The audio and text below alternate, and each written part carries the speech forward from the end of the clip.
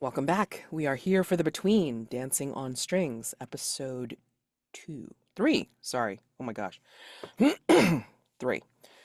All right. So, one of the things that I had forgotten from last time, um, if this is your first time watching the Between, I'm sorry. I had explained in the very first episode that this was a playtest, and it turned into a playtest of many things. One, a playtest of the new mastermind rules, and also a playtest of not just one homebrew playbook, but also two. Okay. So anyway, getting to the mastermind threat change. Um,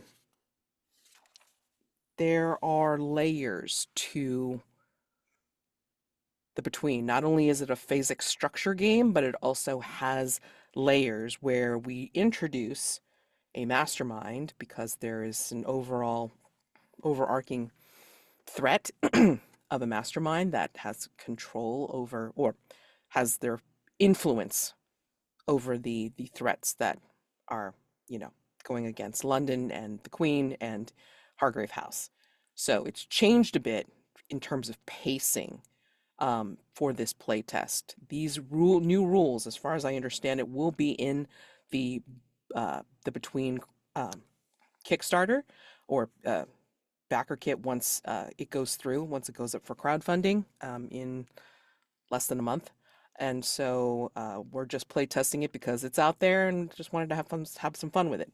However, one of the things that I should have mentioned last time because it came up real quick is that there was something I was supposed to do with the mastermind threat. Okay. The biggest change to the threat is that now instead of the mastermind clues just being a timer for counting down to the mastermind threat, now the mastermind clues actually have direct impact on the ending of the mastermind threat. So just make sure that I have my notes here. Um, first mastermind clue works the same way. I will edit the hell out of myself because I'm trying to find my notes on this stuff. Sorry, guys.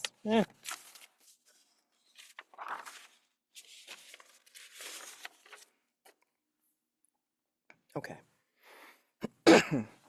So central to this playtest is that the mastermind clues now function as clues for the new mastermind question.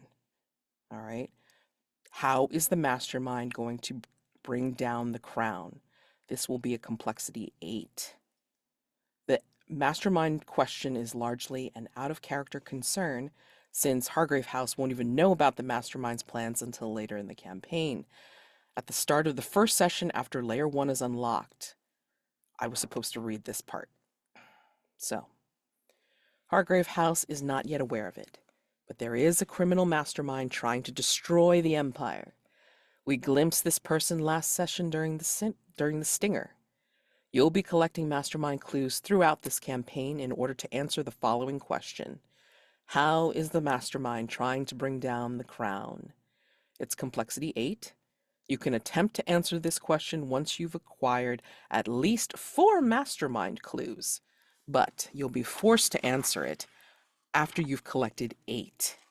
No matter when you successfully answer it, you'll immediately confront the mastermind.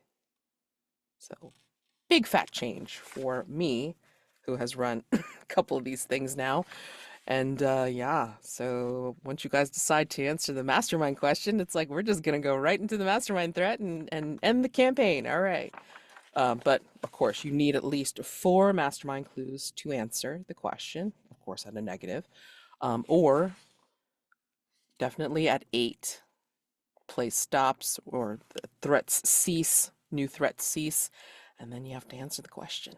All right. So that is the big change from the way it's usually run. So I have to watch how this particular mastermind progresses because those layers were built based on the old rules with more clues as opposed to less. Okay, so I just wanted to bring that up, and we shall commence the rest of day phase. All right, so I don't know if anybody wants to recap what they remember from last time, something specific perhaps. Um, but yeah, I'm just going to remind you all that you have two threats now on the board. The incident at Three Mills Island with the monochromatic men slash, victims of this monochromatic threat, and then the new one, which is Mean Times in Greenwich. Very timey-wimey.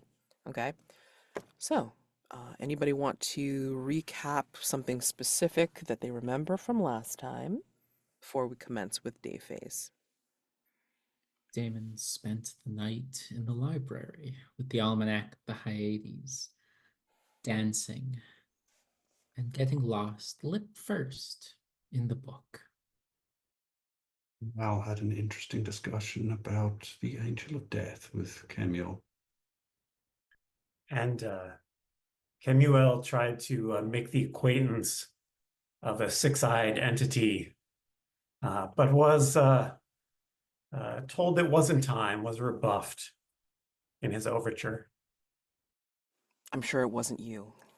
So, okay. So given that, um, just as a reminder, it's like you could do scenes. I'm always up for scenes. I know that kind of stretches things out a bit, but if you want to talk to one of the other characters, like please do. Unfortunately, Maribel's player wasn't able to join us for this evening. We hope that she'll be able to later on this evening, but just in case, Maribel has mysteriously powered down for the rest of the time. Okay, so yeah, hopefully we'll see her back next session. All right. So you have still the mills at Three Mills Island to take a look at. You can always return to some of the places you visited before, whether that be like the mortuary or elsewhere on Three Mills. With Greenwich, the Greenwich threat, you can visit the Greenwich Hospital where James Allardyces in different iterations is staying. Or you can visit the actual ship, the HMS Whippet, or visit Dr. Fisher's office where there's still some weird time anomaly stuff going on. Okay? So I'm going to find out from each of you where you would like to go. Okay? Let me start with Kemuel. Kemuel, where would you like to go for the rest of this day phase? I think Kemuel is interested in nosing around the island, the mills. Okay. Maybe seeing if he can talk to some of these labor activists. Okay. All right. Daymond, where would you like to go? To Greenwich Hospital with the intention of speaking with the the sailor Alderdice, not the child or the adult, but the retiree, the one who was actually found on the ship. Okay. And Val, where would you like to go? I also wanted to go to the hospital, Okay. so I may accompany Daymond if Daymond is good with that. Absolutely. Okay. Did you also want to visit with the James Allardyce found on the ship, or with one of the other ones? I was hoping to kind of maybe meet some or all of them. Okay. In order that I could compare their stories and get a feel for, because I think Val may have some thoughts. Okay. Thoughts. So Greenwich Hospital. Okay. We'll see how this pans out. Okay. So yeah. Da, da, da, da, da. Okay. All right. I'm geographically brain dead. I apologize. But let's just say y'all in a carriage to start with, and somebody gets dropped off and then continues onward to the other place. So, yeah, let's say that Val and Daymond get dropped off first, and then Kemuel, you head off to the island, okay? Um, and if I'm completely incorrect about that, Rob, I'm so sorry, but One's just for like, I think pretty north and one's all the way east. okay. All right. Well, I mean, you don't have to share the carrot. It's fine. Y'all get there. Y'all get to where you need to go. All right. So, but I'm gonna start with Kemuel first, actually. All right. And Val. Okay. So, Kemuel, you are back at Three Mills Island. Um, it is a gray day here, with the exception of the bluer than blue sky portal that still slowly turns its very ominous way above Three Mills Island. Where would you like to go? Kemuel's dressed in what to them would pass for the clothes of a day laborer, but they're clearly like far too nice for that, and look completely spotless and brand new.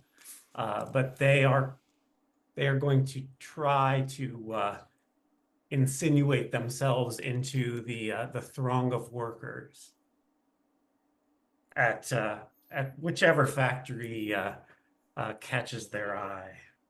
Okay. All right. Well, ain't the scene, the mills. Each mill is freshly painted a different solid color.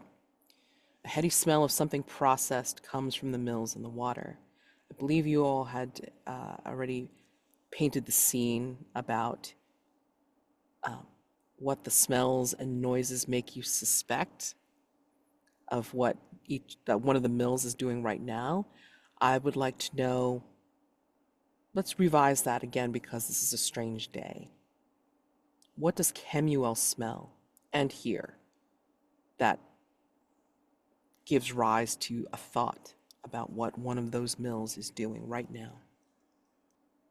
I think Kemuel smells a strong aroma of alcohol, of the smell almost of drunkenness, and hears loud voices speaking harshly, kind of some shouting back and forth, and almost breaking out into a chant. Seems some of the mill workers are up in arms about something. I think at the edge of this crowd that's chanting or shouting down, I think you see what looks like a reporter, a journalist, kind of like in that kind of like a pocketed vest, notebook in hand, scribbling away furiously as if to make notes on what's going on, which looks like laborers protesting the deaths that have happened, and like calling for some kind of not reform or safety, then at least like objecting to going right back to what they were doing in light of all this. And I think this fellow kind of turns and sees you coming closer. It's like, huh, hey, how you doing? It's like, bit of ruckus this. You come to join the fray, or you're actually going to come and work? And he kind of looks you up and down. Although you don't look quite prepared for it. You sure you're gonna be doing nice with those hands of yours? What demands are made by my fellow workers? He really gives you a long look, like, just better conditions. They say that some of those people coming out just like single color are like in danger from some of the chemical processes. It's like it takes a bit of work to make sure those leathers come out soft. And that mill over there. And he kind of like juts his chin over at the one that is painted like a lurid yellow. Yes, soft leathers are indeed very important. Yeah, but they're worried about somebody coming out like all yellow and shit. I mean, we've But got the yellow is so beautiful. Is it not? not if you come out dead like all that color. Can see their point. Dead. That's their worry. Yes. Yes. We, the, the, the bosses should do away with anyone coming from these factories dead. Post haste. I was about to ask you if you're gonna give me a word, but this is a lot of words. What's your name? Roger. Roger, thank you for that quote. This will go right in the paper as a concerned laborer. Yes, concerned laborer. Laborer, indeed. I'm Randall Newcastle. If you see anything else, or they let you into the factory, and something else happens, be sure to let me know, yeah?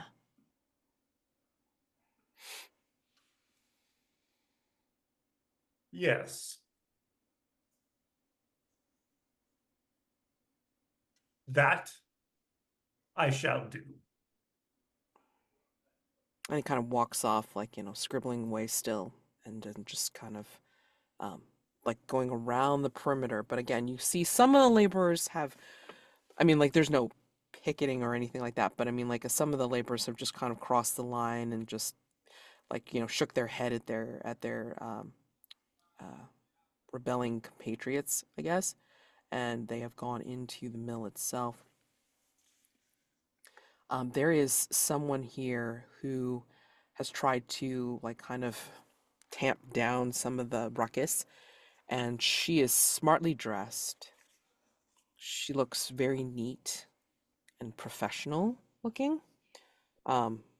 She's wearing a more feminine version of some of the day laborers' clothing. And she's basically, trying to just say, "We're doing all we can. I can only protect you so much, but what I need is people willing to work." And Kemuel steps directly towards her. Work. We are seeking work. You look like you're ready, but are you sure? She kind of peers at you a little bit, looking down at your rather beautiful hands and, your unblemished countenance. Work. Definitely ready to work. That's good to know. You wouldn't believe the trouble I went to trying to acquire these buildings on this island. The only place in all of London someone could get this sort of concern done. What sort of work? That would be telling now, wouldn't it? Come along, come along. Let's see if we can put you to some use. And if you follow her, like, she'll kind of like lead you in and, herd Absolutely. anybody else that wants to work, inside. Okay. Heading over to Greenwich Hospital. The hospital itself, let's see, hold on. Yeah, Greenwich Hospital and then the Royal Hospital School. They're all in this grand park of Greenwich Park. So the parks and woodland are inhabited by some roaming deer on a hill overlooking the Thames and just outside of the bounds of London proper. Paint the scene. What about the park makes you forget the bustle of modern London for a moment? Modern in terms of Victorian, but you know what I mean. What makes you forget the bustle of modern London for a moment? All of the trees that line the edges of this park. There isn't a breeze that blows over the park. The air, the smarmy air of the rest of London doesn't penetrate the park. There is no breeze. There is no foul scent on the wind. It is grass and hills protected by a wall of foliage. I think we catch sight of a deer, a stag that just stands watching for a moment, unbothered by the hustle and bustle that is audible from not that far away. All right. And maybe the camera follows that stag back deeper into the foliage. And we come into a clearing where the vegetation is so dense. It's quiet and sylvan, and we could be 1,000 miles from civilization. Very peaceful. Nice. All right. So into this calm, almost soothing atmosphere you both come into seems appropriate for the hospital itself as a excuse me, place of recovery. And you will enter a set of fine set of neoclassical buildings on the riverfront. The retirement home portion is provided by the Navy for former sailors to live out their days, and it also houses the infirmary for the wounded sailors. What strange customs have been adopted in the hospital that reflect the naval heritage of its residents? That's paint the scene for everyone. I think anytime a naval officer arrives at the hospital, to whether it's to visit someone or to as one of the invalids, they're piped aboard. Despite the fact that this is very much a building on land with square windows, every first floor window has hatches that can be made watertight on the ground floor. There's currently a debate whether or not they're needed on the second floor, but that's for admin to figure out. And I think people pay an inordinate amount of attention to the position of the stars in the night sky, ever on the lookout for portents or omens of what might be to come. So you see all these things,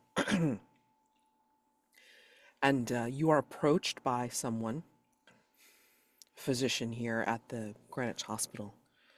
Oh, hello. Are you here to visit one of the residents or to see someone in the infirmary?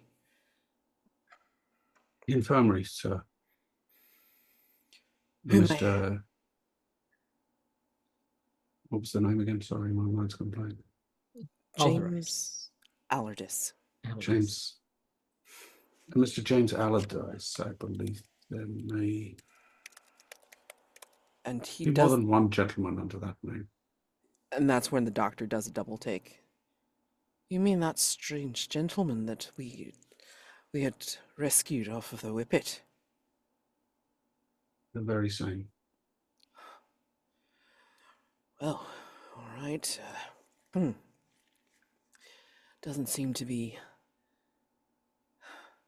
anyone else coming to visit. He might be in a strange way. I don't know if you know the circumstances of his stay here, but just be warned. He's he might not be all there when you speak to him. We're hoping to find what's left and what's missing. Godspeed, and he will he will have you accompany him to the specific infirmary room where James Allardyces, Royal Navy Lieutenant, is staying. Okay? So I think when he opens up the door, it's with. Go ahead. Before we enter, there's a very important question that needs to get asked. Mm-hmm. Who are you? Oh, I'm sorry.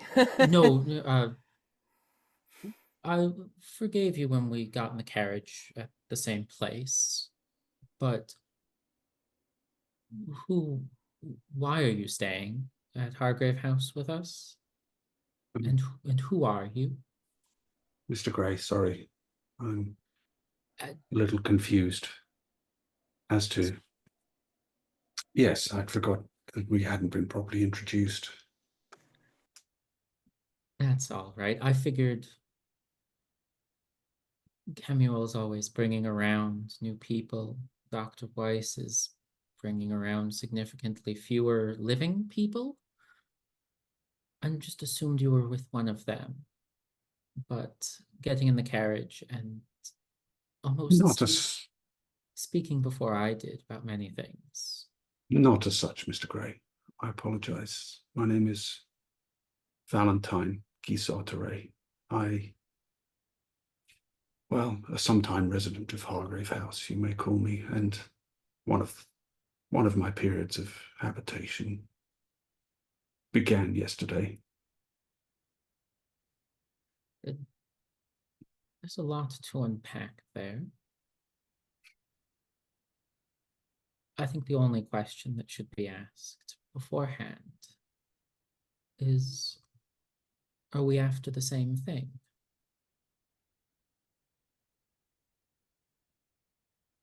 Since you apparently can read my thoughts. Mr. Gray, I assure you that is quite beyond my power. If by the same thing, are we here to preserve the crown, then yes. To protect those less fortunate than us who may be threatened by unusual events or unusual things, then yes. I unfortunately cannot read your mind, Mr. Gray. So I will have to simply trust that those intentions align with yours. For the time being, yes. Though,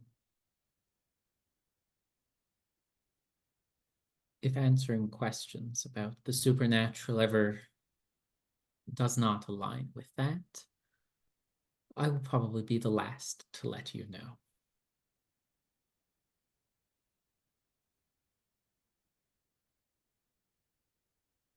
I will take that under advisement, sir.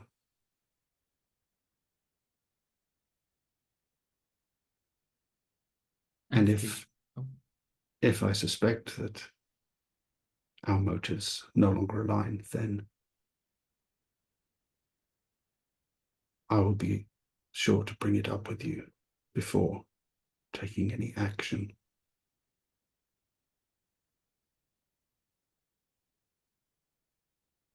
Duly noted. And I think Val gives a short little half bow nod of the head to him. Actually, two questions. One for Val and one for Daymond. Val, are you of a particularly religious order from whence you came? That's complicated.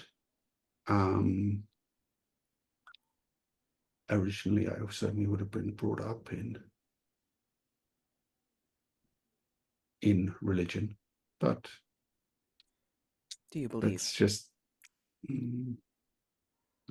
that is complicated. Okay.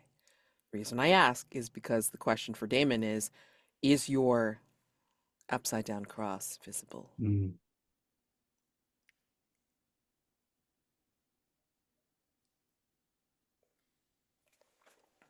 Probably usually hidden underneath the burgundy suit and everything.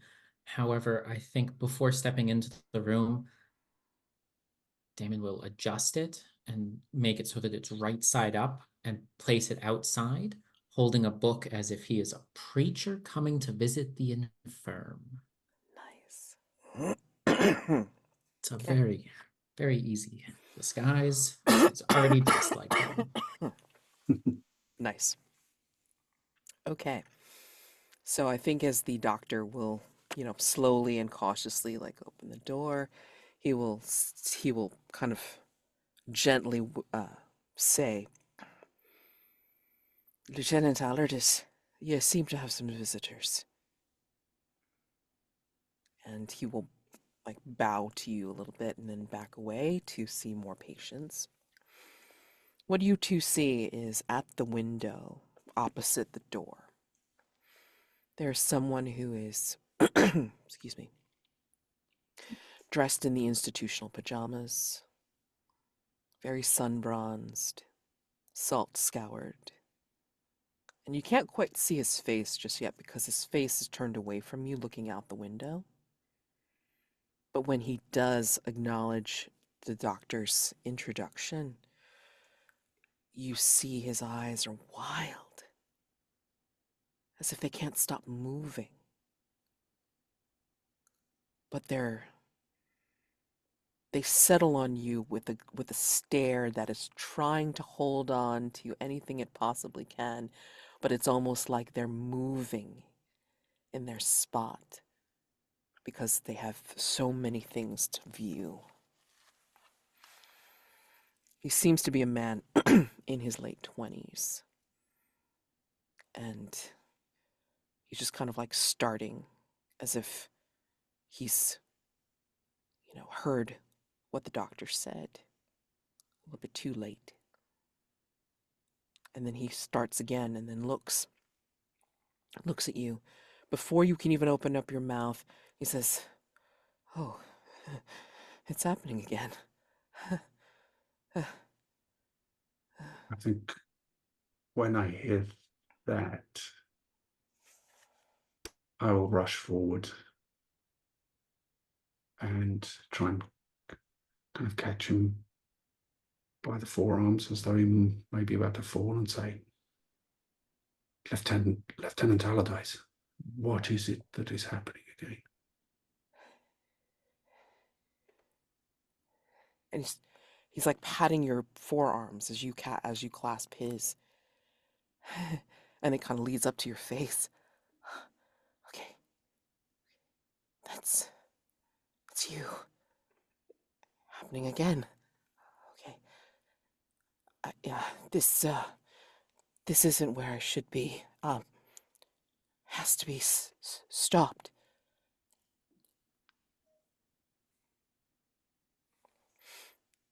What has to be stopped, my son?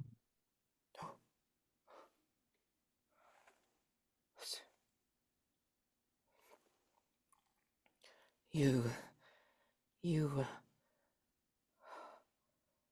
the Whippet. We saw something. And it kept on rolling over us. Over and over again.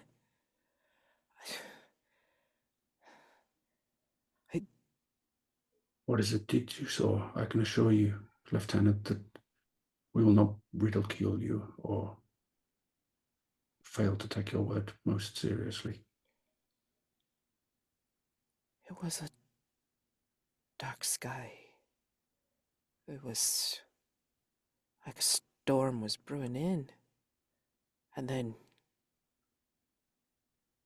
he gets more lucid as he tries to like get a hold of himself. You will feel the grip on your forearms, Val, tighten as he's trying to ground himself with you.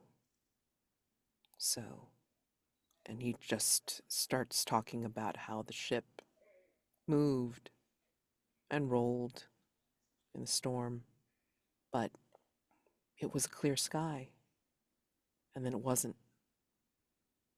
Information move Hmm. with how do you want to get information out of him? And that will determine what stat Well, you roll on. I was kind of trying to reassure him that we would take him seriously and not consider him mad if he. So would that be Presence. presence or reason? I was thinking, yeah, probably presence.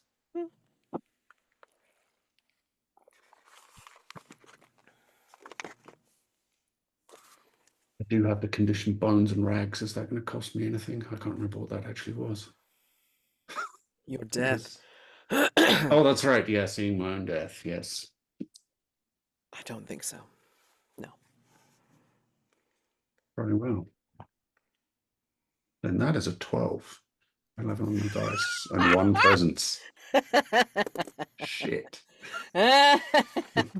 Aptly Wow. timed. I told you. It's like speed running thing. Nice. Okay. There.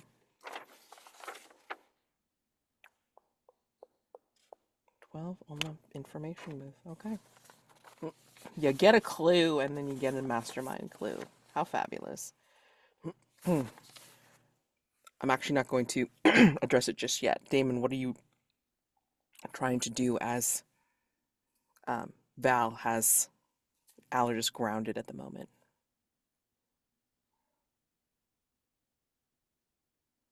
My attempt would not be best if he was grounded.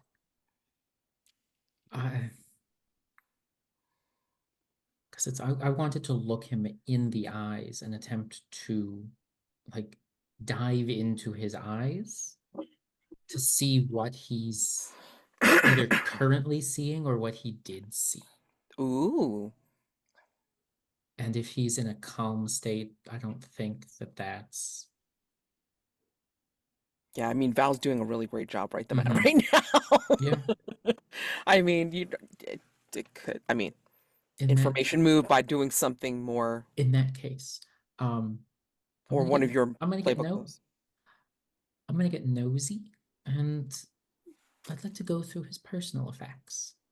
I assume that there's a closet here that's got his uniform from the Whippet and whatever was in his pockets. Yeah, yeah, because he's in the institutional pajamas Yeah. at the moment. Yeah, sure. So just go through That's his... reason. Ah, yes, the staff that I have been slowly corrupting away.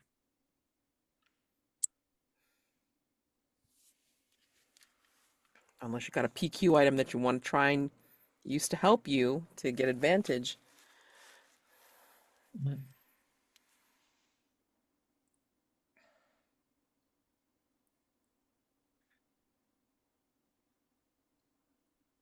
as funny as it would be to attempt to use the flagellation whip, I don't believe so. Sorry. No, most personal quarters are more supernatural than practical. But either way, that is an 8. Okay. Ooh, I will have a reaction for you later once I get back from Kemuel. Kemuel.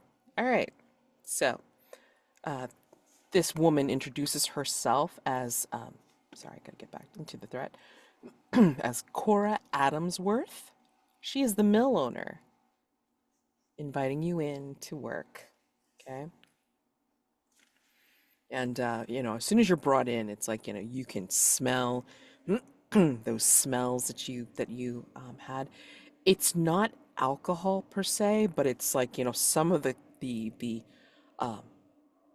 the wafting of the chemical smells from the processes that they're using right now in this particular mill. And the people that are here are just going about their business, doing their jobs, whatever they are. And she will kind of like, give you a gesture to follow the person in front of you, like who's kind of like standing right in that particular entryway. Yeah. Follow Joshua. Joshua can show you where you can go. There's an open spot over there, I think. Joshua, please tell me some good news. And he murmurs to her about, like, the people that they were able to get to, get on the line today. And, Josh will kind of gesture to you, Kemuel, and say to follow. He's stubble-faced, tired eyes, and strangely enough, he's got his sleeves are rolled up, for work, but you see that his flesh is red all the way up to his elbows. So whatever process is in this place ain't the greatest for, keeping safe, maybe. So, yeah. Joshua, a fine name for an assistant. What's your name? Kemuel, Robel. Okay, Kemuel. Oh, that's a fancy ass name. All right. A pleasure to meet you, Joshua. Yeah. Pleasure's all mine then, because I can't shake your hand, mate, because you can see it's a bit Is crimson. that uncomfortable? No. It's just, it is what it is. Let's get you on the line, getting to work. Work, yes, indeed.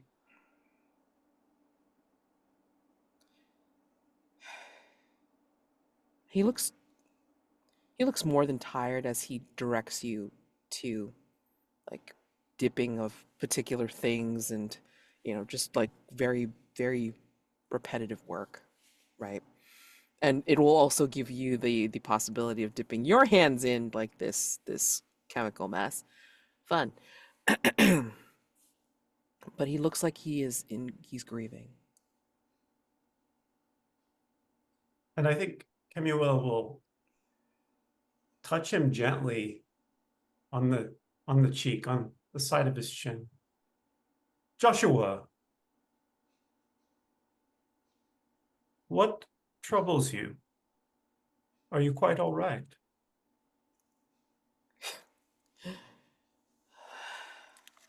He just kind of furtively looks around just to make sure nobody else is listening as he's like directing you for what you're doing. I shouldn't even be here.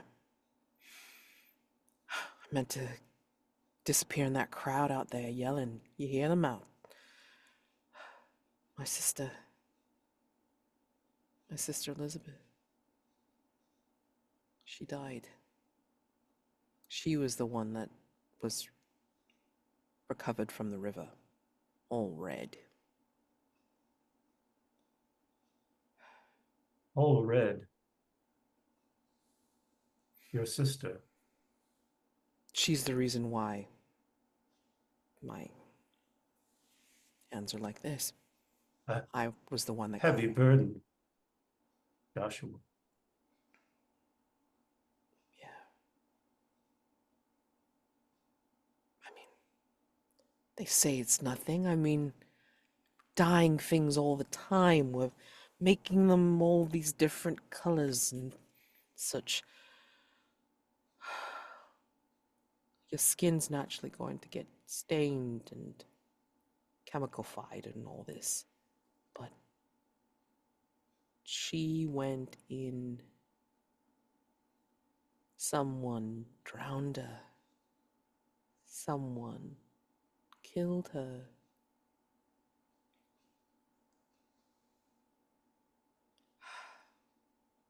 Those stains are deep, Joshua.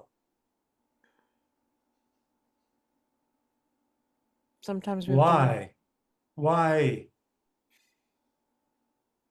did your sister come to this? Do you suppose?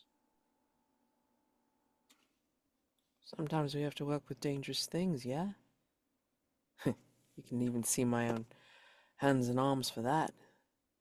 But then something happens to her. And her body just gets washed up by the river, yeah? What's the world coming to?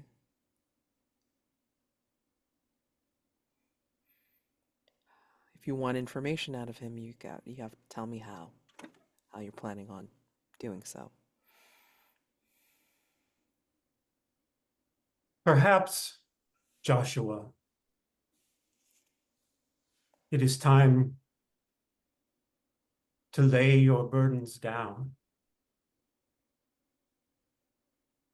Would you like to leave this place? Of course. Too much of a reminder. My own hands and arms are a reminder. Then come. Follow. You just got here, mate. What? Can't leave. And Kemuel takes him by the hand and just starts to walk back towards the door of the factory, the mill. Yeah, I think Cora's gonna have something to say about that. So, day move. What do you think will go wrong? You fail or lose your nerve.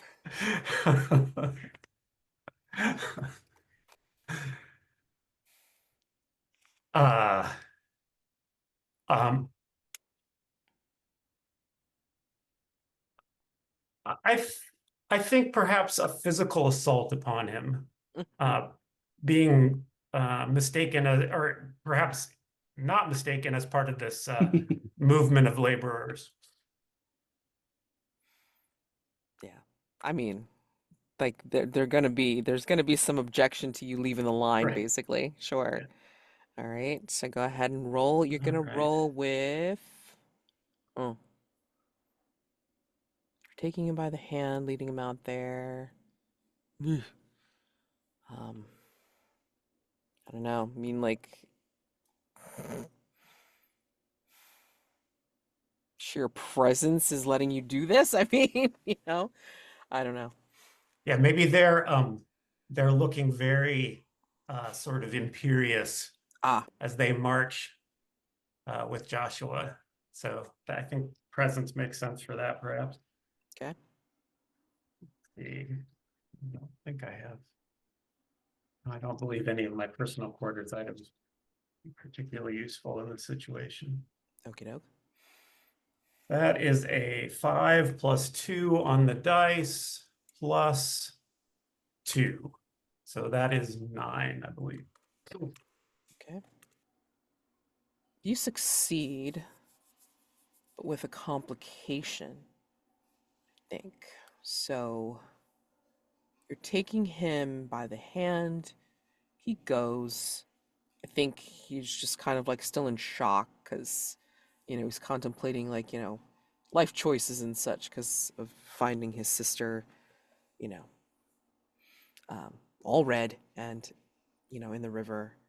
And I think he's just kind of like a bit docile at the moment. And you will run into, I think, a group of the workers coming, like, like nearby that are like, Oi, what do you think you're doing there?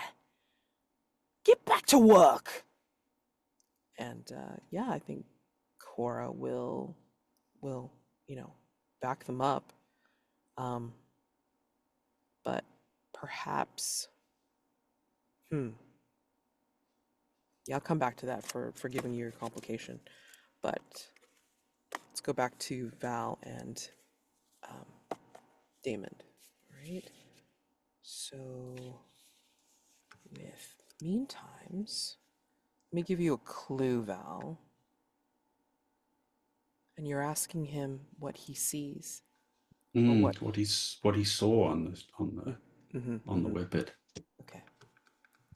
So because he started talking about seeing something strange. exactly.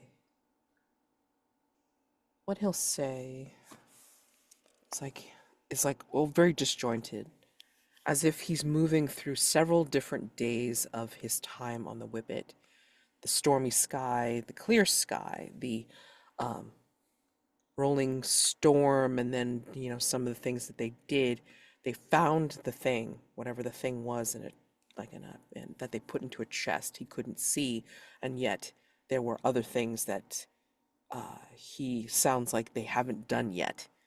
Um, but what he will say all throughout this journey, he kept on hearing this discordant but strangely compelling tune. It always seemed to bring him out. He talks about this tune that seemed to be like he would always hear it, and it would usually be when the scene would change in his mind, and he starts to sing snippets of it, it starts off very cracked, but then like it starts to sound a little bit more tuneful, but yet also discordant as well. So he keeps talking about this tune that he heard that would always draw him out and up to the deck. Is there anything familiar about it when I hear him trying to sing it? You tell me, Val, what is familiar about it? Mm. I think it's a very old tune.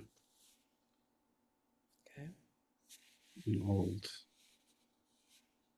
If you want to add to that, saying it's like it's old and familiar to Val, you can totally do that if you'd Okay. like. All right, but then I'm also going to give you a mastermind clue because okay. We use masks to bump the roll down so that we don't have to race through the mastermind. I don't think that works that way. um, he mentions that about this tune. He remembers going up on deck at one night for his watch, and he heard it. And he actually went to go looking for the source of the tune.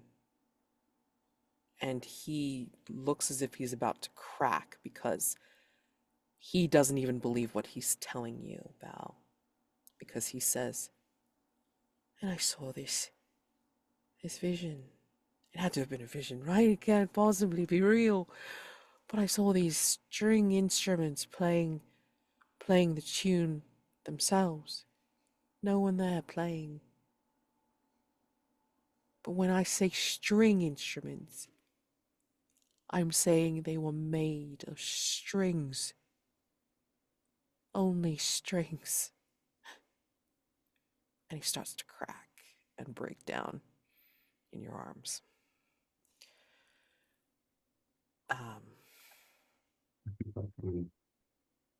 Into his bed. And while you're doing that, Daymond, you go rummaging around in his stuff.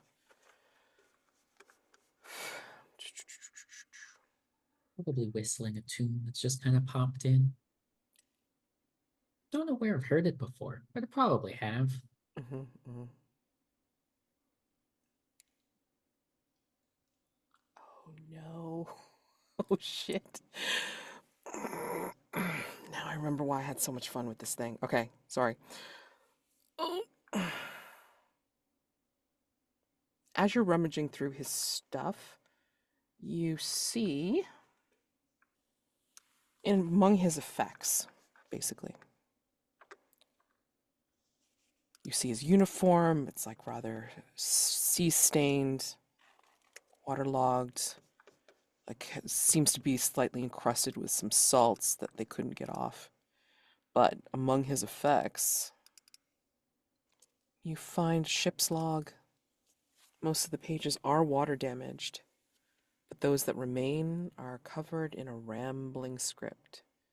You want to talk stream of consciousness, it's like all over. It's like the words just going all the way to the edges of the page. Very cramped, very like just writing, continually writing. That's what you find. And as you are reading this, or trying to read this, I think you're reading the book. And all of a sudden, you get this sensation of being slapped in the back of the head. And you hear, "Oi! Quit looking through the log. Get to work. You have watch next. Go." You are on the deck of a ship. Your footing is uncertain. It seems to be getting rough. But you have a duty to do.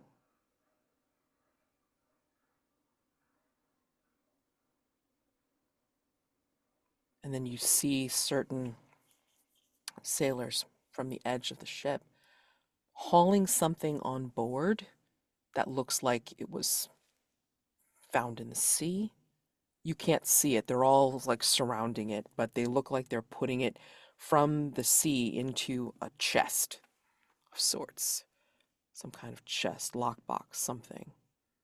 And as they're putting that in there, then you feel the sensation of getting slapped in the head again, and you are back.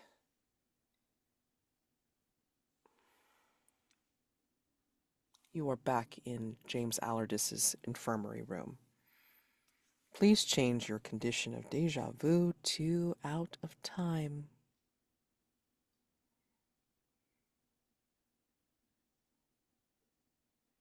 Daymond would look down to make sure that he isn't currently wearing a naval sailor's uniform. Oh my god, the keeper changes the bullet point. Oh, that's delightful. I'm sorry. Oh no. It changed the bullet point to a clock. Yes! That's Yes! delightful. Oh, fantastic. Oh, Ben, you genius.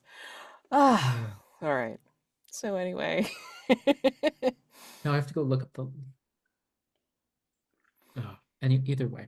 Make sure that I'm not currently wearing a sailor's uniform. You aren't. Excellent. Seeing that... Has Val left the room while Daymond was in this? No, I mean Perfect. it seemed to be like, they're in the midst of bringing Lieutenant Allardyce to the bed, you know. So Val, if you don't mind, may I get a good look at the patient? At the possessed? I think he's course. trying to show me something, and I would like to see it. And I'd like to just grab him by the jaw and kind of force his head into position and stare into his eyes that I imagine are the color of a dark and stormy sea. but continually moving, like even though they're locked on you, it's like the pupils are just shuddering in place, skittering across different visions and such.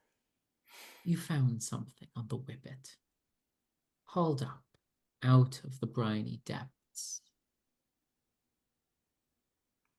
And with my other hand, I'd like to start pulling at a thread underneath my skin. Mm. And through gritted, painful teeth, what is in that chest? I wish to see it through your eyes. And I'd like to perform a rite of salt and smoke to see another time or place. Specifically, the HMS Whippet, from a different perspective of the same moment that I was dragged to. Okay.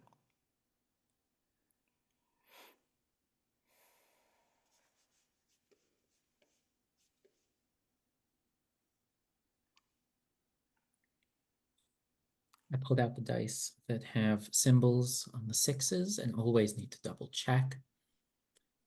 That's a 14. Whoa, jeez. Um, I Okay, I so told wait, wait, you. wait, wait, wait, wait. Let me just reassure you. Let me just reassure you. You can only get mastermind clues Oh yeah, no. with But with but an but information move, all right? yes. But there is a special effect for the rites of salt and smoke on a 12 plus. Yeah.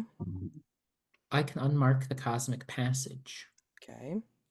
If I do so, increase my reason by 2, but leave the sensitivity the same. Okay.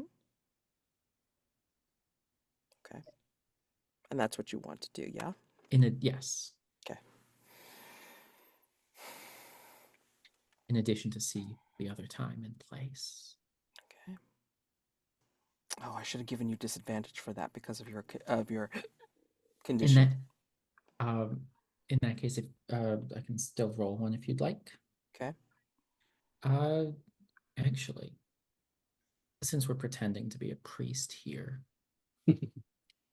I've got that family Bible, Okay. You and want to I'd mark like that off to, to just yeah, cancel it. just Okay. cancel that out, and it'll cancel out the condition, and Nice. the timeline, pun intended, will be fixed. Oh man, that's amazing. I'll tell you like what amazing mechanical thing just happened, but I have to do that at the very end. Hold on. Okay. So yeah, I mean like, you totally succeed and you're able to see something. Let me see what I can give you. This definitely garners a clue. I'm going to answer in the form of a clue for sure. Tell me what it looks like as you're pulling your threads looking into Allardyce's eyes to get you into that time and space. I'm going to take a hint off of that mastermind clue that he gave us. Mm. I think, despite it only being one string that gets pulled, there's a black violin bow that sort of appears out of nowhere for just a moment, just a beat, and just tugs on that string and plays it like a fiddle or a violin, as violin bows tend to do. And as the string begins to play, the pain on Damon's face matches the fear on James's face as the tune begins to play and the string instrument begins to materialize. Yeah. It's almost like a dive into his mind to connect with that part. And you see yourself shift actually. So you're looking into his eyes, but somehow you're able to be in somebody else's form, looking at James Allardyce away from the group. So you're able to get a vantage point from these folks that are hauling this thing up onto the deck and into the lockbox. What you see is it's wet and it's just odd looking. It looks like greasy and iridescent, but yet it's solid. It ripples, or at least the lights and colors ripple off of it as it looks like some kind of star metal, and it's colonized by coral. So in this greasy, dark, iridescent piece, it's got coral sticking out of it as if like in the coral is making a beautifully dark home on it and in it. And that's what you see in this vision before it blinks you back to your own body. Okay. All right. Kemuel. Yeah, so you are succeeding in getting Joshua out of there. I want to give you a condition. You hear the other workers protesting your bold move to remove Joshua out. Cora is you know um, yelling at you as well. Perhaps you are ignoring them all in your confidence of action. But I think as you're leaving the mill, I think you will mark upon something that is across from the mill, beyond the group of people that are still kind of protesting outside, and I think you will mark upon a bank of brush, trees, whatever, at the edge of the mill property. And in it, you see what looks like 2 lights, and then 4, and then 6, blinking from the underbrush.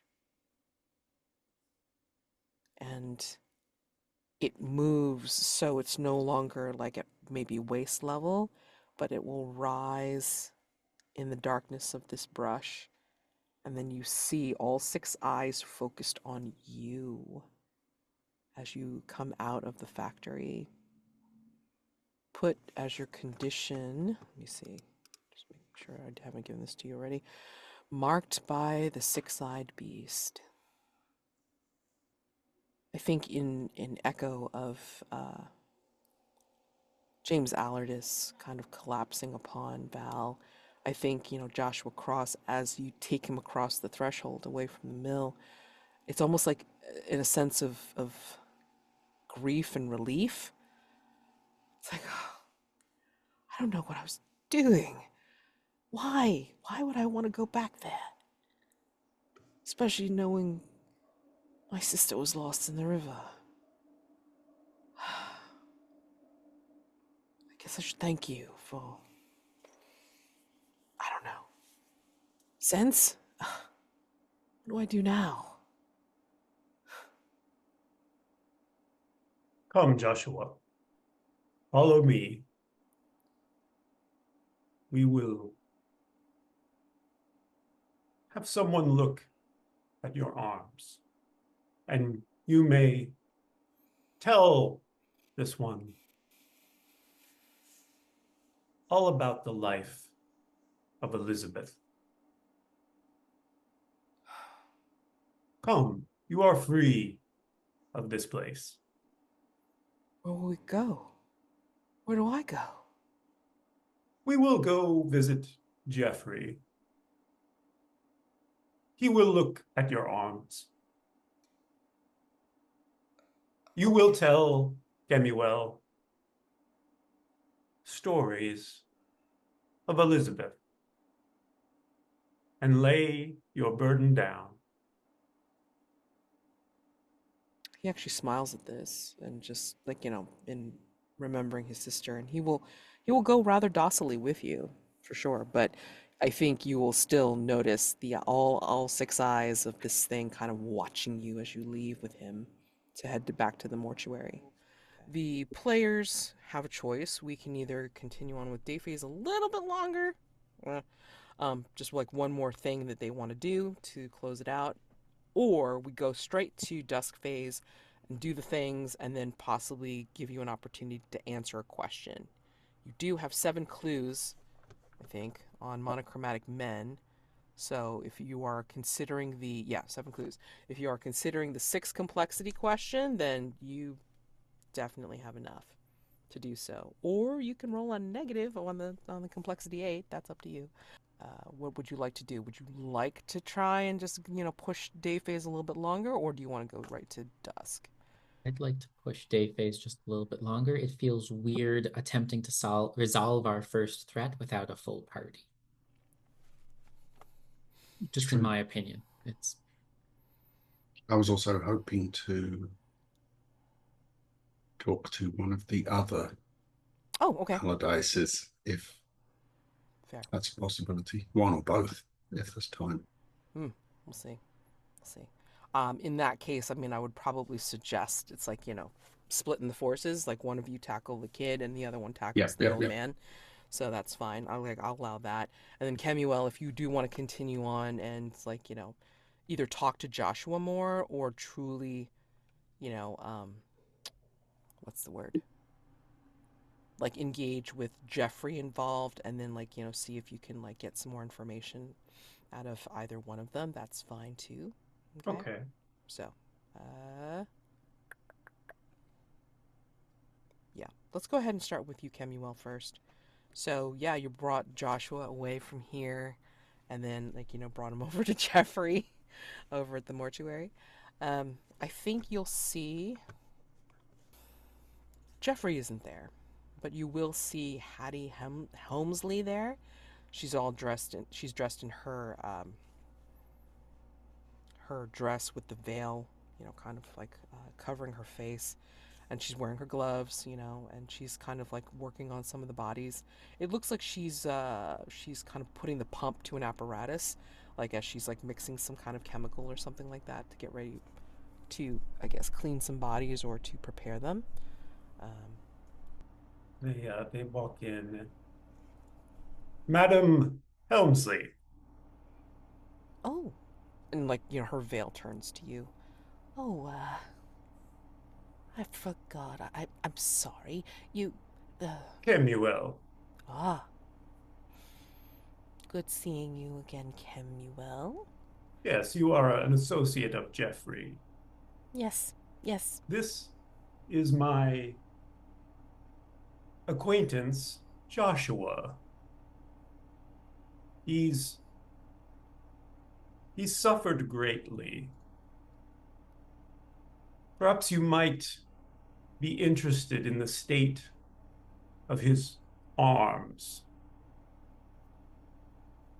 He Oh, lost his sister, you know. Joshua. Cross. You are related to Elizabeth Cross, the sanguine woman we... Ah, yes. I am sorry for your loss. And she bows her veil towards him. And he kind of tugs at his forelock in response, and it's like, yeah, yes, ma'am. It's been a time. I'm sorry. And, yeah, he looks like he's just trying to keep it together at the moment.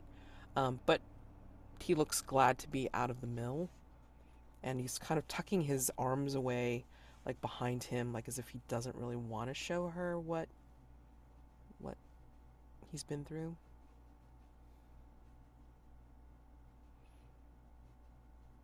Joshua, Madam Helmsley and Jeffrey show great respect and deference for those who have passed.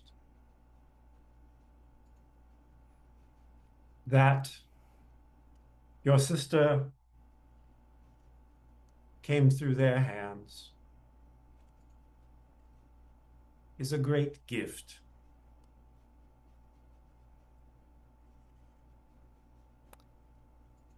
Hattie's interested. Well, you can't see her face, but basically, she shows interest by turning her veiled head to you, Kemuel. You actually sound like you understand. How is that?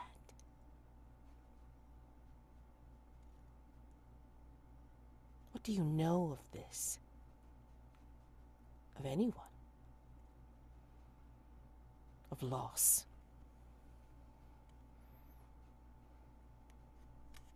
It is perhaps a matter of differing perspective.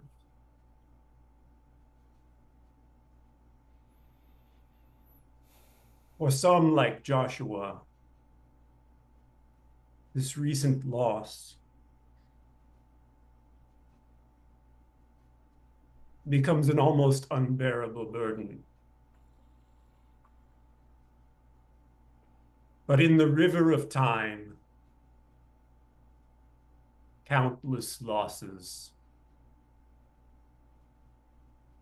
are washed away. Well, we can only be in the present to care for those that have passed now and not worry about the past or the future. But, come, let me see what is so interesting to Kemuel about you, Mr. Cross. And she will wave him over again, like you don't see any part of her body, and what is, like, her head is heavily veiled. And so she will gesture to him, and he'll kind of shuffle over and then show her. Oh, interesting. A lot of work they do in that dye mill is almost to be permanent. Oh, this is going to be a rough reminder for you, boy. Would you like me to ease that for you? And when he gives a questioning look about what that means, it's like, I have a chemical mixture here that can, I guess, scrub that off, lighten it up. You can give it a try. May or may not work depending on how long you've been at the mill. That might be completely ingrained in your skin now. And, funnily enough, he'll just kind of shake his head and say, no, as much as it hurts to see this, it's almost a reminder of the things of my loss. And then I remember the things that I loved about my sister. So, he kind of just like stares at his hands and just, gives you a wondering look, Kemuel. What were those things you loved, Joshua? He'll tell you, but if you want some information, if you're leading for information about, well, more about possibility, the connection to the creature, or what have you, I'm welcome to to see an information move from you. Sure.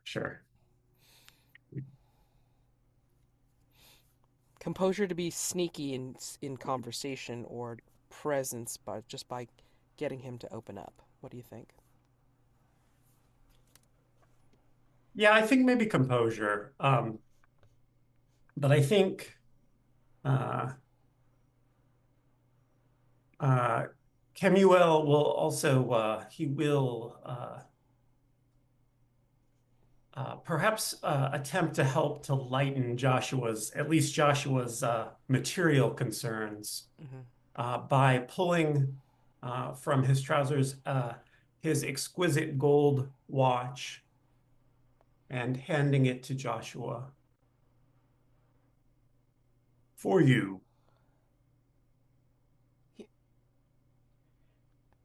You ain't no day laborer. Who are you? Are you Father Christmas? Well, this perhaps will see you through as you seek more congenial employment. Is this a lot? Are you sure?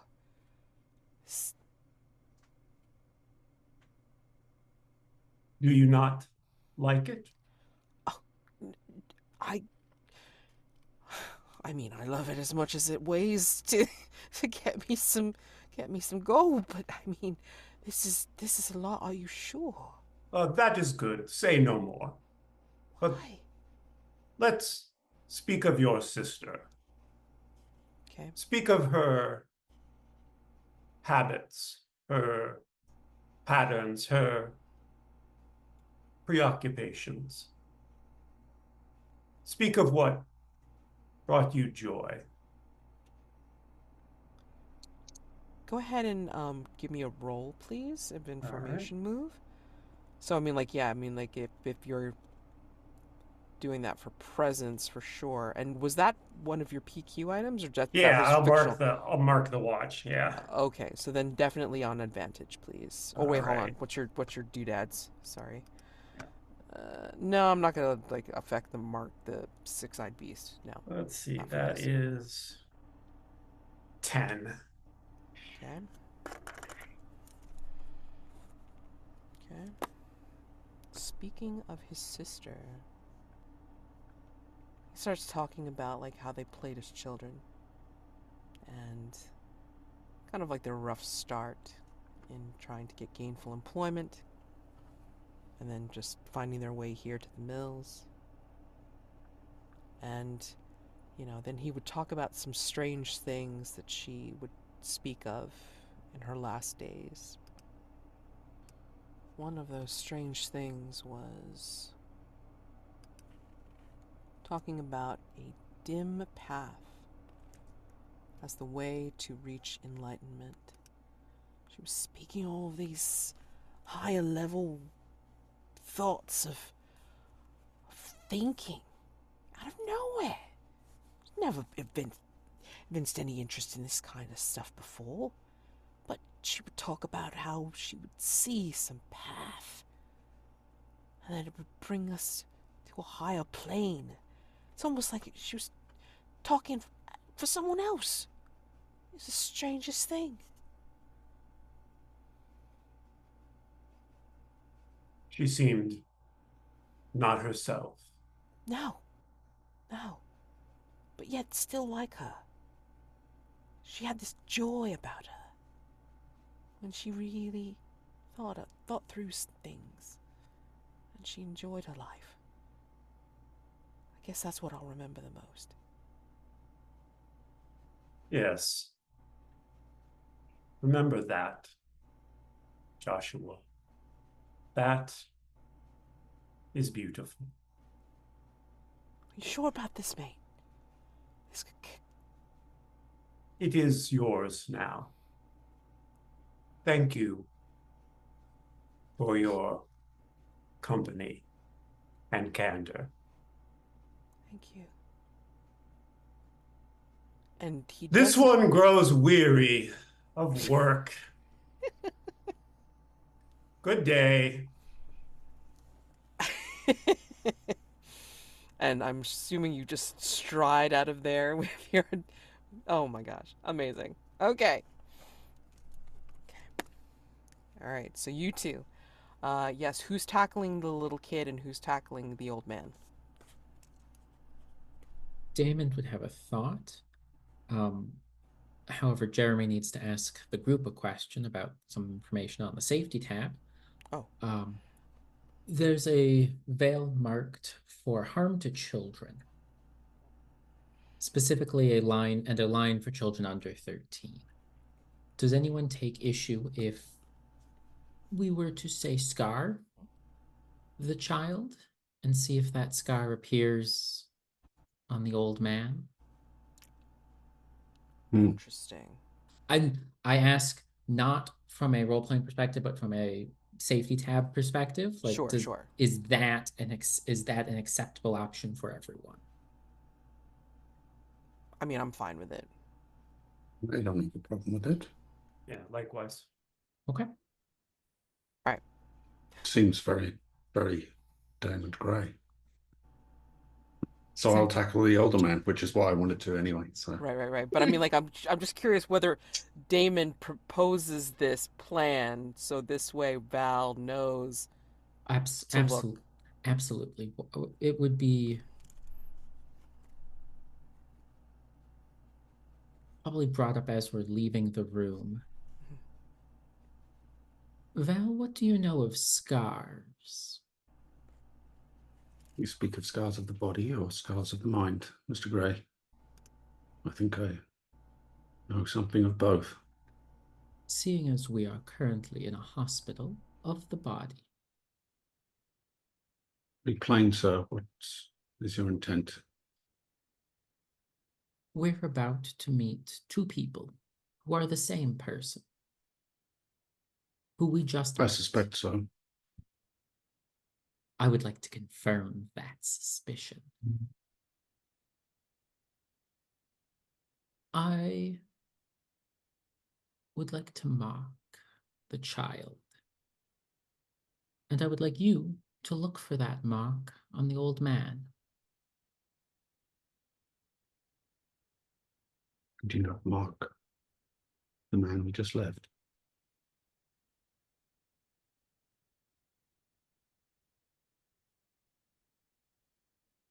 He is someone who we know.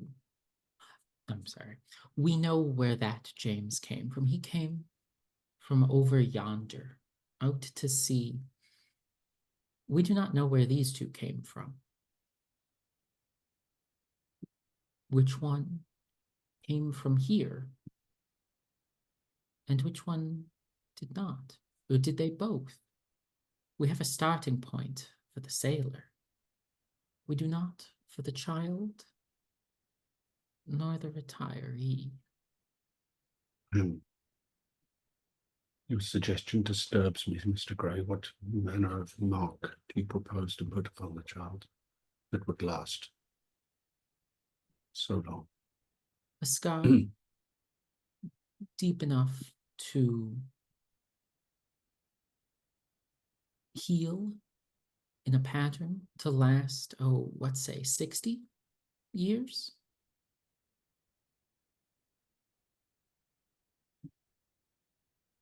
I could cut off a finger, but that feels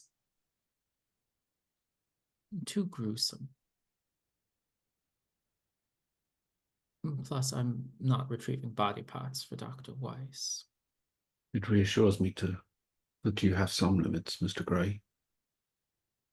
It's a child. Very well, although I would caution you that, well, all scars permanent. I myself might look a deal more hideous to you at this time. The shape of the scar is, in that case, up to you. Do you have something that would be less hideous over time? What I mean to say is that the healing properties of the body, and especially in the presence of whatever is going on in this case, may surprise us, but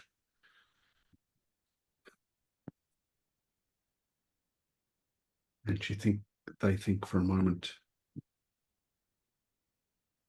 I think out of character, trying to think of something suitably appropriate.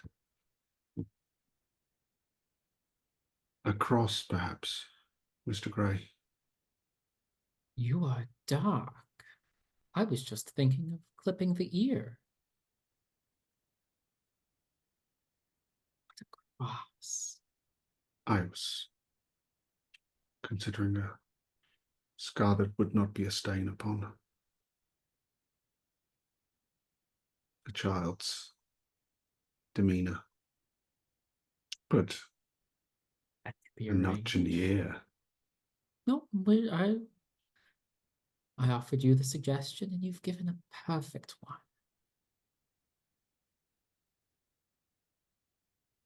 How to make it.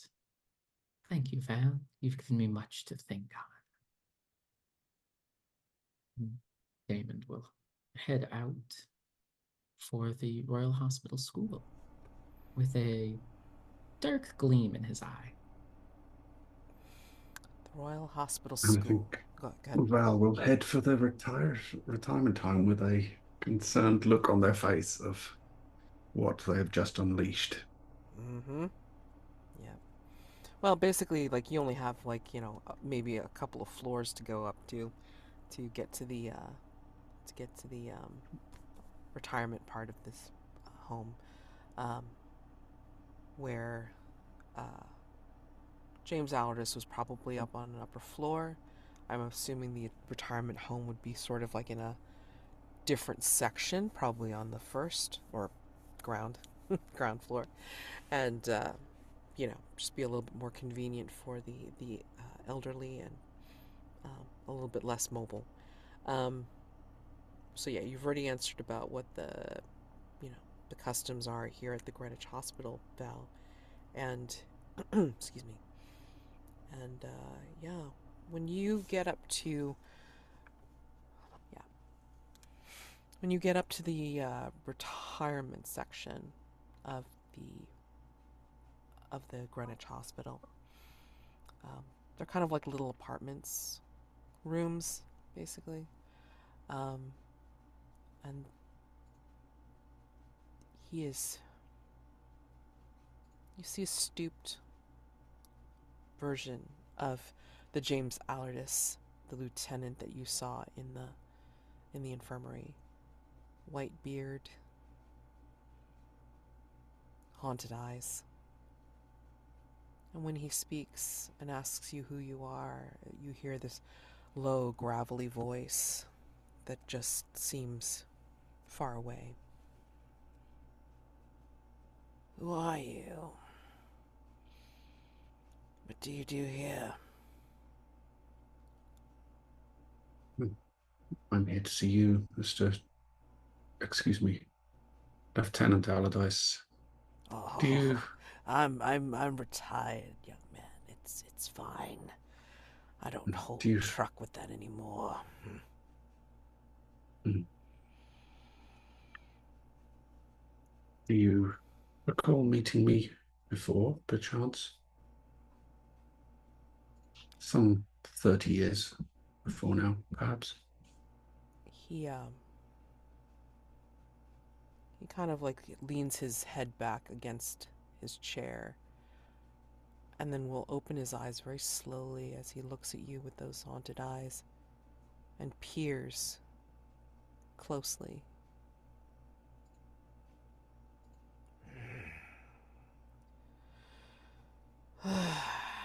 Gave my life to the sea.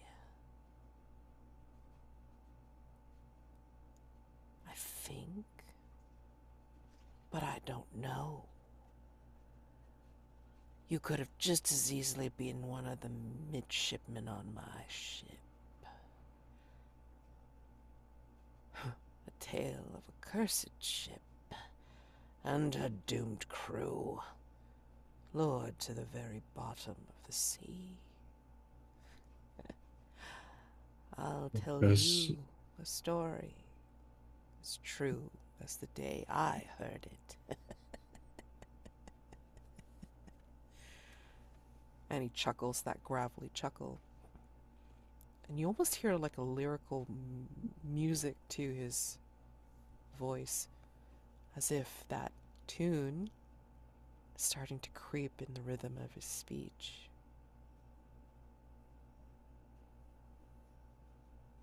In fact, I myself never really found my sea legs,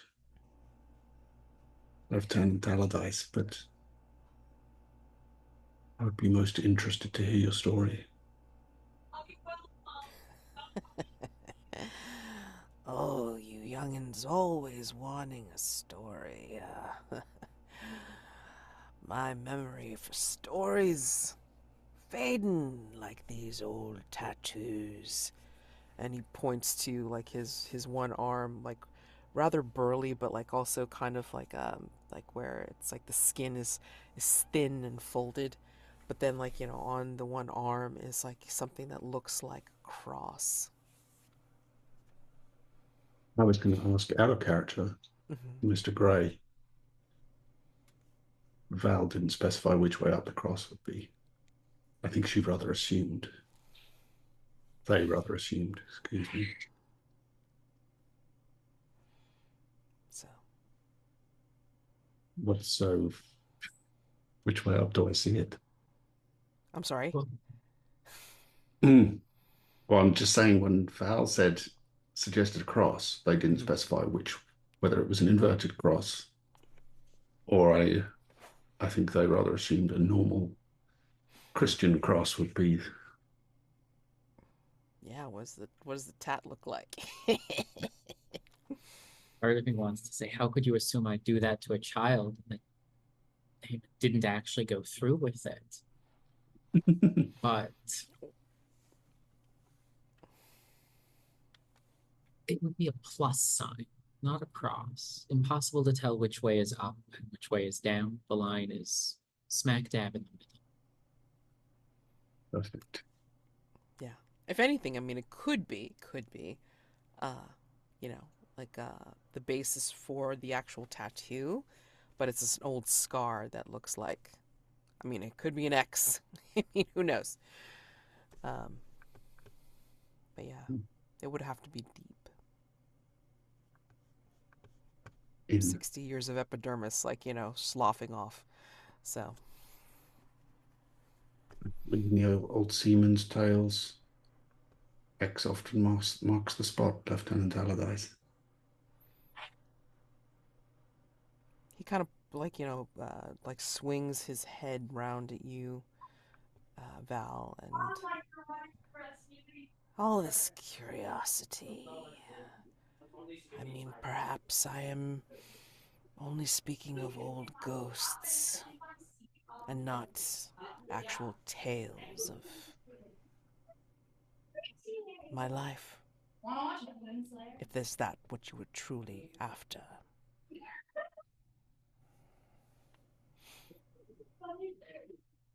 Curious to know where and when your life began, and where and when your service in His Majesty's Navy occurred. Let me speak plainly, Lieutenant Allardyce. There seems to be some doubt in this matter, and you may rest assured you'll find me a sympathetic ear if there is any seeming discrepancy in these answers. All right. Is this your way of trying to get some information out of him? I think so. Okay. So I give you the choice. It's like, are you trying to be reasonable to him? Are you trying to exert some presence to let him know that you are an open ear? Or are you staying composed because you're trying to be clever about how you're asking him? I think I'm aiming for that, kind of reassuring him that I'm someone he can tell this to without me, and I will take it seriously. Okay. I'll take presence if you want to do it that way, sure. That's a 9. Okay. All right. So you start talking to him, and he's kind of regaling you with the stories that give him some sense of pleasure, like the feel of the boat underneath his feet, and then being out on the sea and smelling the air, and like just generic type of things that you would normally hear from a sailor, long live sailor.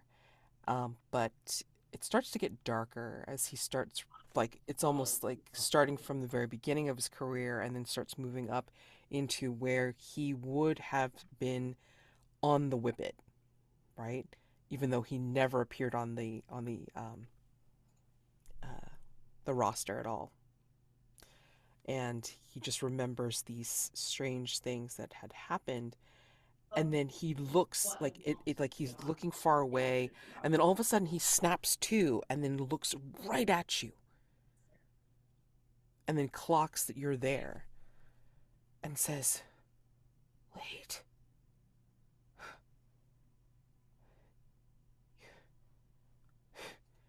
it's happening again. It hasn't happened this way for some time, all the time.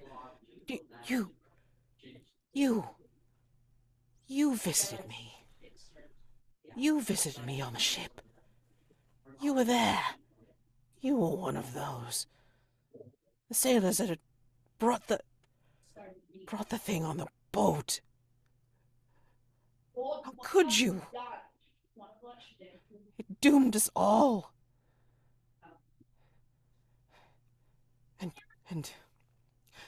And and your friends, they were there too. No, no, it's not happening again. No, it's not happening again. It can't happen again. And your clue is visitors from another time and place. And your complication is that it starts to move back as he says it's not happening again, but it is.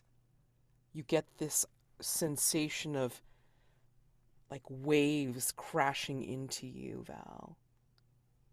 And the landscape changes where there is no older James Allardyce here. And you're looking at an empty room with the bed all made. It's dark and he's not here. And then it speeds up again and the waves crash on you and then he's back. And he's sitting in the chair in the same position and telling you it's not happening again, it's happening all the time. And I see you there. Why? And I Please take think the Val, condition deja vu. I think Val has gone from a calm and reassuring demeanor to an excited one. Okay. And they lean forward to Allardyce and say, I've never met anyone else. How often has this happened to you? And he will reach for you just as he did in the other place, in the other room, forearm to forearm, and clasp it, but with a weaker grip. And say, all the time. Those haunted eyes are haunting you still. So, switching over to Daymond. Yeah, I think by the time you get down to the school, I think it's kind of let out for the day. And you see like all the pupils there. They're wearing their like little uniforms and such of differing ages. And you see one that is running out with their satchel in the uniform, looking very distinctly like a much younger James Allardyce. And as he's leaving, he gets accosted by at least three bigger boys who you can't really hear from where you are what they're saying necessarily, but they look like, they're beckoning to him, but not in a good way. It's like they kind of imperiously like pointing at the ground near them, and it's like, like he should come here like right now. And he just kind of shrinks a little, um, and shakes his head no, like he's trying to make a stand. And they go to him, and it looks like they corral him. Everyone else is scattered, but yeah, these three have accosted him, and two of them have grabbed James. What do you do? Okay. Walk to the group of three. Still looking like a priest, cross necklace out, right way up, book still in hand, and just clear my throat loudly and deeply. Three bigger boys just kind of like turn suddenly, and it's like, um, kind of like one of them surreptitiously spits away from you, and the bigger one, the one that was beckoning imperiously, he just you kind of hear the catch. You catch like what he says to Allardyce. It's like, you're so lucky. No, he isn't. And they kind of just shove him away, and then they kind of duck their heads down and then leave. And James Allardyce will dust himself off and say, I could have taken him. You didn't have to help me, Father. I've not come here to help you. Mr. Allardyce. I've come to confess something to you. What? Follow me, please. And I presume that there's a chapel at the school with a Yeah. confessional. Yeah. And I'd like to take him to the confessional, not answering any of his questions. What's this about?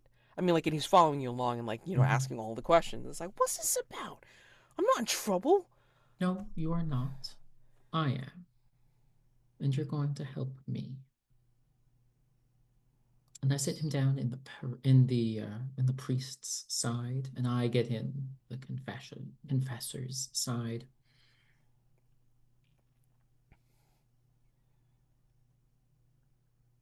I would like to apologize for what I and my companions are going to do to you. Not now, but in the future. Oh, I'm out of here. Oh no, this is shit. And His Yeah. side is locked. It would make sure it was locked before. Right. So he bangs. It's like, what the? And then, like, he swears and just like, let me out, you. And then swears again. Yeah. In a confessional of all places, you choose to swear. You've locked me into this box. What am I supposed to do, you codge? Listen. You are supposed to listen and absolve. That is all you are supposed to do here. As I was saying, I am sorry for what we are about to do to you, for what the world is about to throw at you. God himself is going to abandon you, James, and I am sorry. I, however, would like to offer you an alternative to God. There are things in this world that you will never understand because they don't want you to. The world is a dark place, occasionally full of light. I am not one of those lights. You are going to need to make many choices. And the one that you're going to need to make right now is whether you will choose to be a light in this world or to be a darkness. Look, I don't know what the devil you're talking about. All I know is I'm trying to survive to get the swear out of this school to find my papa. My papa was lost at sea. I know he's alive out there, light or dark, marooned on an island or the like, whatever. When I have a commission of my own, I'm going to sail out and find him, regardless of your talking of shit. Let me out of this box right now.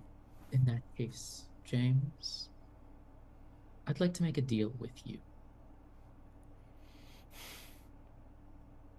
A deal with the devil, if you were to say. I will help you find your father.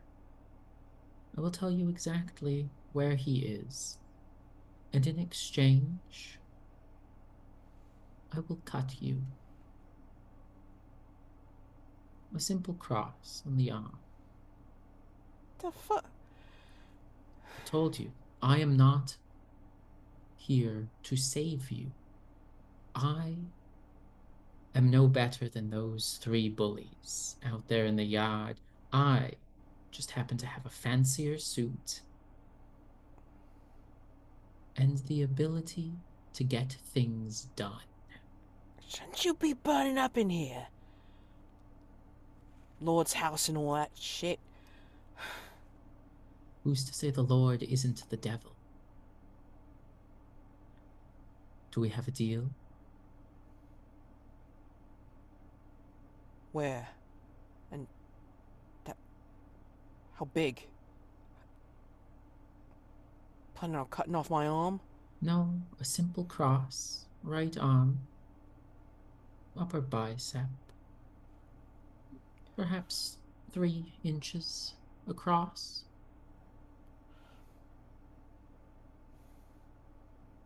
Always did want a tattoo. Just like my dad. This will be the start of a glorious peace. When? Whenever you agree to it. And you're gonna help me find my pa? I will tell you exactly where he is. He doesn't say anything, he just nods. You gonna let me out of this box? If you agree to the deal, yes. If you don't agree to the deal, also yes. But I need an answer one way or the other. This is a limited time opportunity. Yes.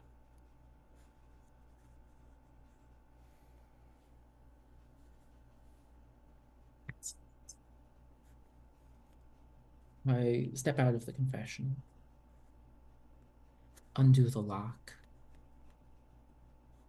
and step into his. And Night moon. absolutely. You are so close to part of this anomaly, or connection to the anomaly. And out of time is definitely going to be a disadvantage for you. Absolutely. What do you think will go wrong if you fail or lose your nerve? I know what I want to say, but for the sake of the safety sheet, I will not.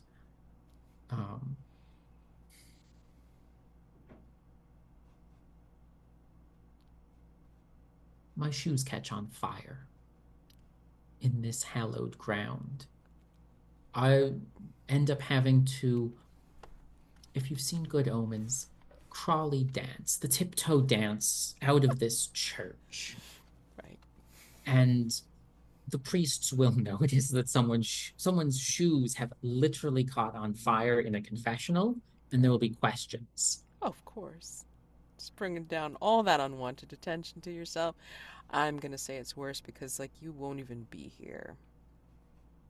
Like, maybe your shoes catch on fire, but then you will find yourself someplace completely different. My mind immediately went to dead and somewhere else so much better.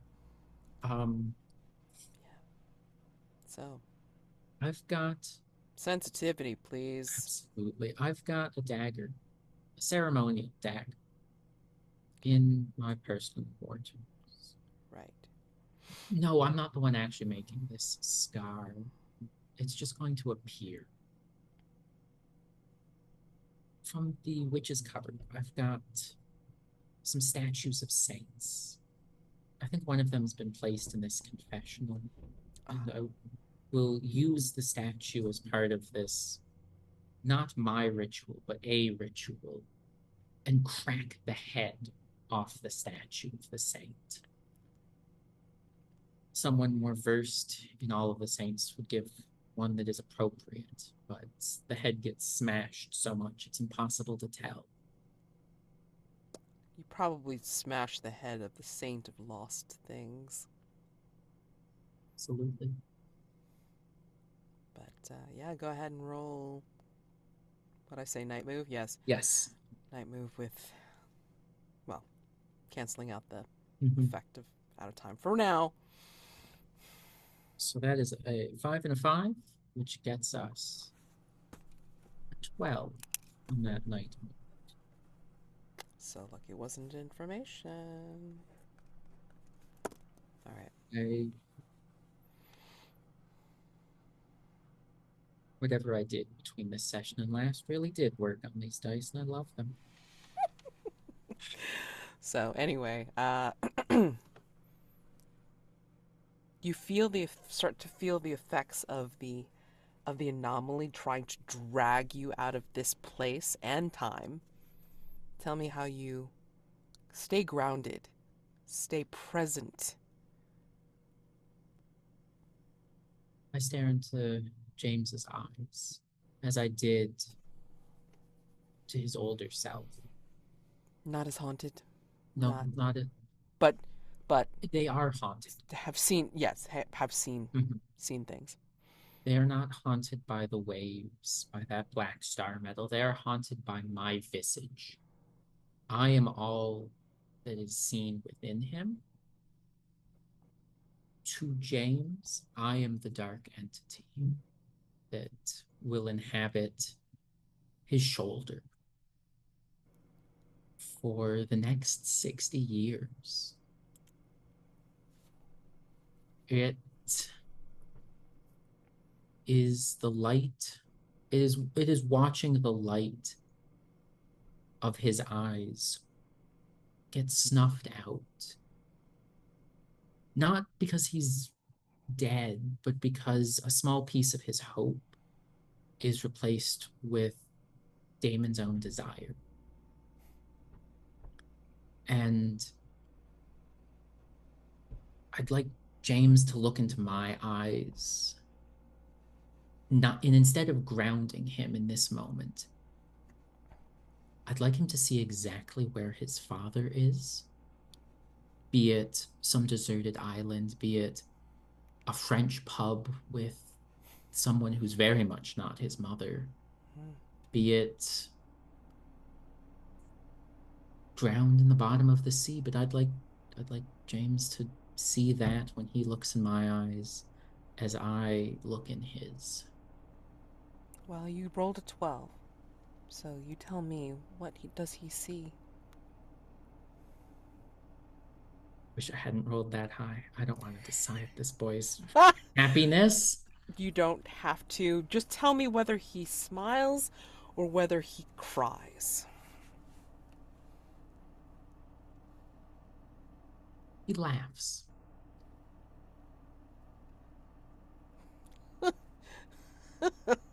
It is a laughter.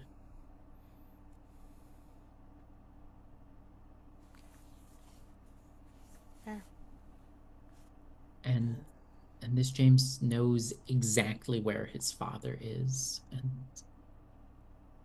I leave it up to the story. I leave it up to James himself to, in the 20-something years until we meet him next, to find his father, wherever he may be.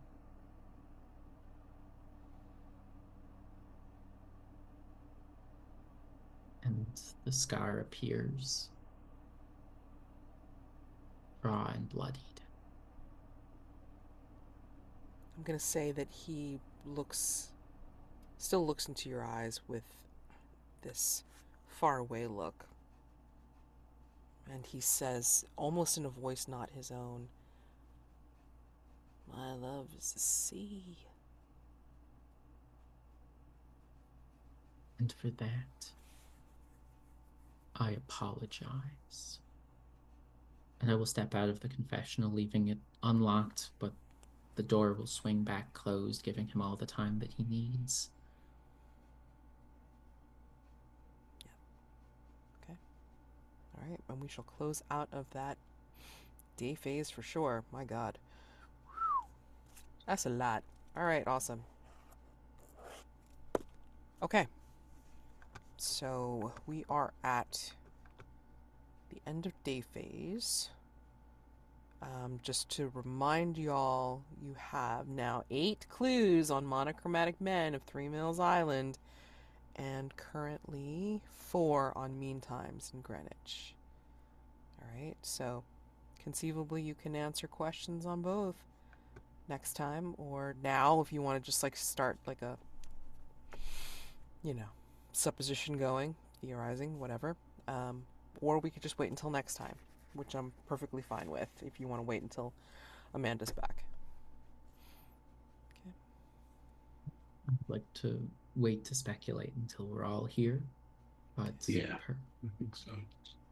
We can at least get some dusk stuff done. All right. So while we're doing that, let's go ahead and, as I said, close out day phase. We're going to go into dusk. Let's see what we got here. Okay. So any playbook moves or custom moves that need to be resolved during dusk. Anybody have anything? Well, Mother is busy. That's fine. Okay. Paint the scene question about Hargrave House. So I picked out, for today, I picked out the conservatory. If you look at the rooms of Hargrave House, it's like I added all that stuff in there. And I invite you to add your answers into the space next to it. The conservatory. A former hunter in residence turned out to be the legendary killer Roger the Reaver.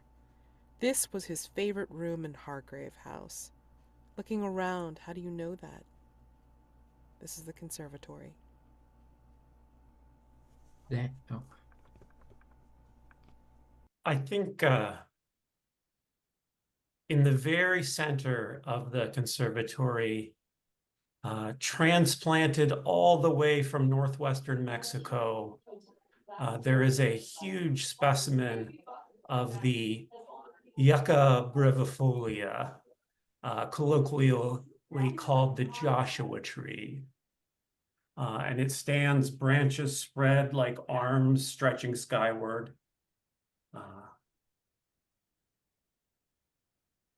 But it's tinged a strange color, a bright, not fiery, but bloody red, as though this tree was reared and watered with a very peculiar diet. And this spot in the conservatory was a particular favorite of Roger for tending to the plants. if we're going to make Roger an American, why don't we make him the American? There is, I believe it's a Colt pistol hanging on the wall on a mounted board. It is, sorry, pulling it up. It is an 1851 Colt Navy revolver hanging on a board, displayed nicely. The chamber itself is empty, but there are holes drilled into the wooden board that would fit 6 bullets. There are 2 bullet shells remaining in the board. The other 4 slots are the back half of the bullet with the ignition pin having been clicked. I was thinking there's a drawer in a desk in the conservatory, and pulling it out, there is a display of pinned butterflies, hinting at his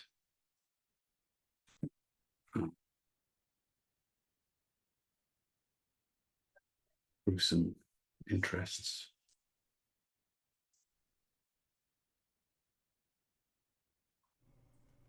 Amazing. Okay.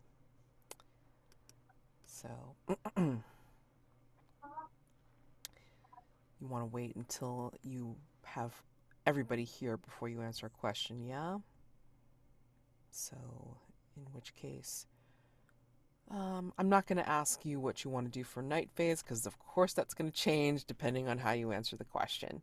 And nobody had any Janus masks that they wanted to tell, because you rolled so well, pretty much. So yeah, no desperation attempts this time. Oh my gosh, amazing.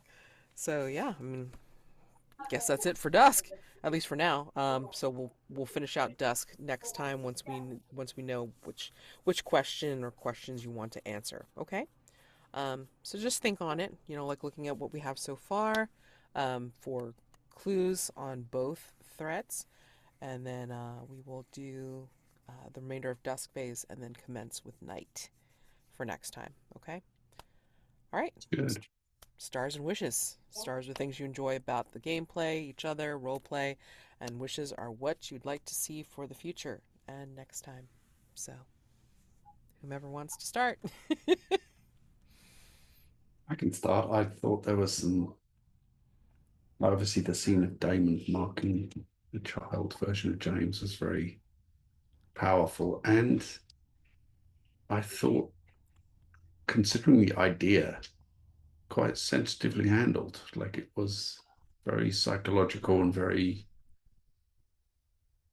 suggestive without being gruesome. And also thematically strong, you know, that you were the one who gave him the, if I'm reading the scene right, you were the one who gave him this kind of roving desire to be out at sea, doomed him to the life that he would lead. I really enjoyed Kemuel's general affect with everyone, especially, you know, moving among these sort of working people and kind of saying the right things, but in this oddest way. And the moment when he just kind of noped out of there at the end was great. And yeah, I just really enjoyed his interactions with, you know, because he's this magnetic, irresistible character, but he's also not like what you would imagine their day-to-day interactions would be like. So it comes across really well as, you know, that he does have this magnetism, so they're not going to like brush him off or make fun of him, but there's this kind of just peculiarity to it, to all those interactions. Fun thing was that hint of like the tension between Val and Daymond at the beginning when she asked him who he was and what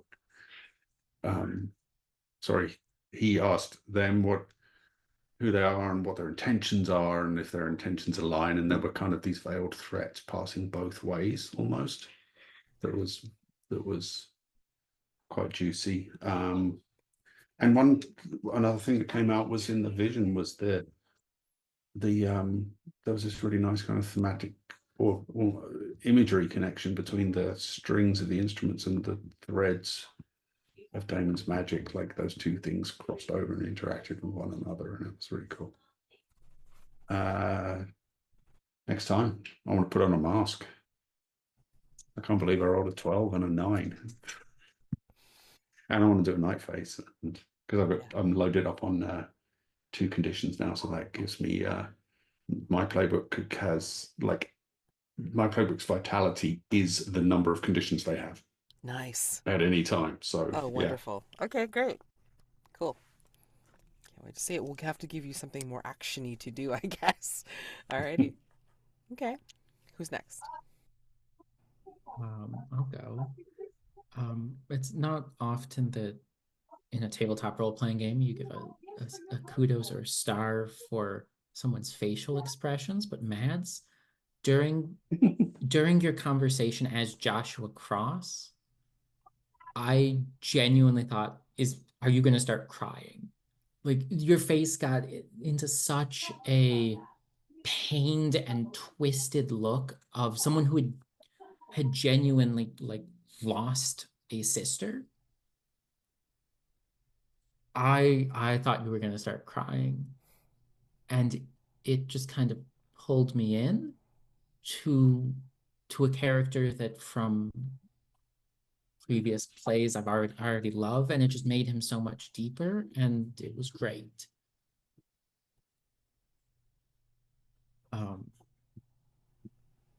Kemuel's exit of just, I am done with this. It was such a power move of, all right, I've gotten what I need. Goodbye, all. And you just walked out. Like people were still talking, like people still needed you for things, and you're like, nope, I am.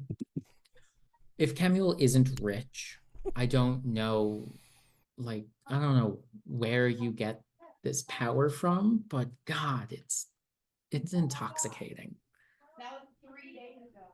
And part of this goes with my wish, but as a star, to seeing Val find someone like them, I kind of wish that of the Jameses, if we get to keep one around, I kind of want us to keep the old one, who has this similarity, this mirroring with Val, and to see the way that Rob, you've started to hint at what could become of this relationship with someone who is like you was delightful. So I'm combining that star and that wish to see the old James stick around. Beauty of that question is that you guys get to pick once you Mm-hmm. pull up, like the clues and stuff. You get to pick which one. Yeah. I'll go next if you don't mind. Yeah, just echoing a lot of what's been said, but I felt like there were really, really rich, deep portrayals of all of the characters tonight. Val feels so forthright and earnest, and I really enjoyed seeing Daymond and Val playing off each other. But especially as we were just talking about the Val finding someone else who's unstuck in time, and the sort of almost hungry, desperate interest that you brought to that, Rob, felt really. I really felt like I'm starting to see real layers to Val's experience, and sort of likely the pain that they've suffered over or through the years, quite literally. And likewise, Jeremy, you're doing this amazing job of walking a line between playful and legitimately terrifying. But it's never, it's really wavering on that razor's edge, because it felt scary, but not clear where Daymond ultimately comes down on that line. And that's really exciting to see. And Mads, I have to give you a star for rolling with all of Kemuel's like unhinged nonsense and taking that and turning it into, yeah, a portrayal of a character that I felt like real genuine connection with, and like legitimate sense of loss and grief. That was really beautiful for me. I really appreciated that. And wishes, yeah, I want to start seeing lore and backstories of these people. So what you guys are saying is it's like, don't make love to your dice and don't sweet talk the dice rollers then. I see. Okay. All right. Again, it depends on what you intend. I'm okay with it either way. Although, I still remember sessions where everybody was rolling ass and I was just like, what are you people doing? And it's that goes in a totally different arena that I hate contemplating, because then I also have to figure out how much worse it gets. Thanks. So no, it's fine. It's fine. It's great, because I mean, like, I love all these characters, and like each little bit of character moments that we get to see are just in anticipation for all the masks that you guys are probably going to end up doing, which I enjoy as well.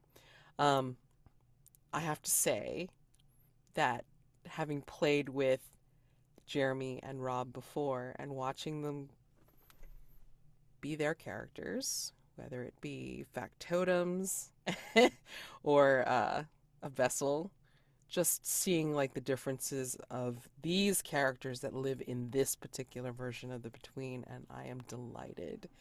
I really enjoyed Damon Gray for being quietly menacing, but yet also almost whimsical about his attitude and the way he deals with things. And again, like, from what we've seen before of Daymond, I mean, like, just very secure in his power and what it can do, which you don't see very often with certain vessels, because some of them look like they're in denial of it because of what it means and who they have to deal with to have the powers. And I really enjoy the Errant because, again, it's a homebrew and we haven't seen anything like it before.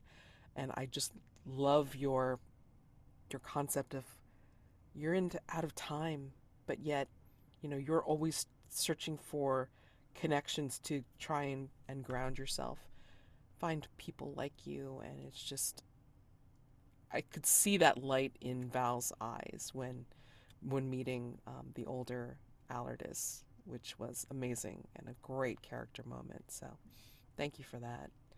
And Kemuel, yeah, I mean, like, Kemuel's a character, but I mean, like, not a character as in a caricature, but just this character that, I mean, like, I don't expect from an undeniable, beautiful, yet somewhat kind, but also unheeding and totally self-centered. So I mean, still, we're still seeing the archetype, but we're also seeing a different version of it, which I'm enjoying a lot.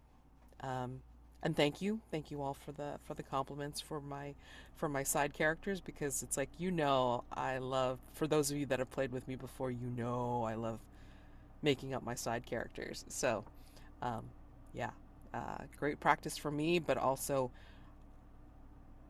some of these characters I've embodied before, and it's like every single time it's a little different but a little the same, and I enjoy myself a lot.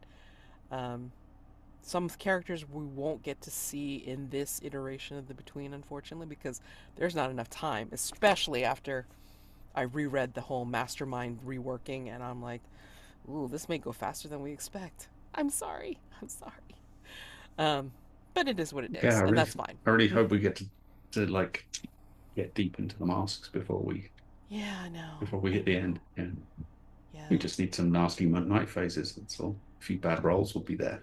You know what? Okay, so if you want me to hit you and hit you hard, okay, I take that as a wish and a challenge. All right, challenge accepted. Can't wait to see it. And so when Amanda's back for next time, then again, we will finish out Dusk Phase with whatever question or questions you want to answer, and then commence, and then see how bad it's going to be. So again, don't be kind to your dice. See what happens. It'll be great. It'll be fine. And I'll just have to come up with very miserable things to do to you all when it comes up for night phase. Can't wait. It'll be great. So next week I'm going to use my cheap plastic dice instead of the fancy metal ones, because I'm sure the luck will turn on me then. Exactly, because it's like, the odds will bounce against you. I'm sure. We'll just pull out the D3s instead of the D6s. No. Use the right dice. Okay. So, happy gaming to you all for the rest of the week, and I will see you next time. Oh my gosh. So excited. All right. Thank you so much. Bye. See you then. See ya.